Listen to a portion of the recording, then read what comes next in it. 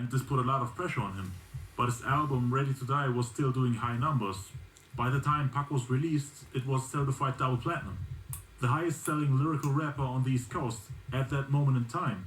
But on February 13th, 1996, Pac dropped his All Eyes on Me comeback album, one of the first double albums in hip-hop history, and he took Big's #1 spot in just a span of months. It sold 566,000 copies in the first week, and was the second album to go #1. In just 2 months it was certified 5 times platinum.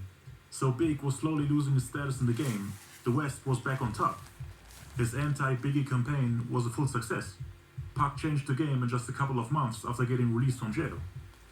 Another decisive blow was the release of the diss track Hit 'Em Up on June 4th, which also featured the Outlaws. One of the greatest diss tracks of all time. Pac did his best to destroy Biggie's player and mafioso image that Drake One, Ghost and other rappers were criticizing. He tried to show the world that Death Row is the #1 gangster rap label and that no other label can come close. But on the East Coast, more and more mafioso rappers started to emerge, and they all wanted that #1 spot for themselves. Jay-Z, who at this point was the smallest of the rappers mentioned in terms of popularity, status and commercial achievements, was about to release his debut album Reasonable Doubt, on which the Notorious B.I.G. was featured. Big was like a big brother to Jay. Some even say he was more or less his mentor, and Jay his little sidekick. But they were very close, and even thought about forming a group together called The Commission. If Big had survived, y'all would've got The Commission.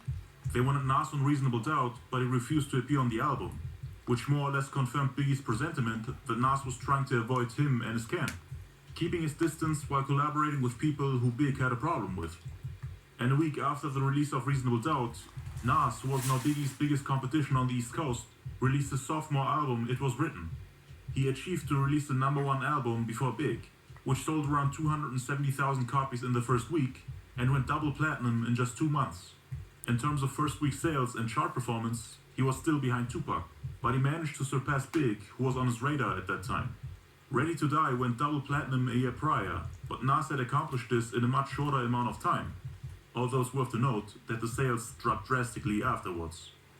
It took 5 years for It Was Written to sell another 130,000 copies.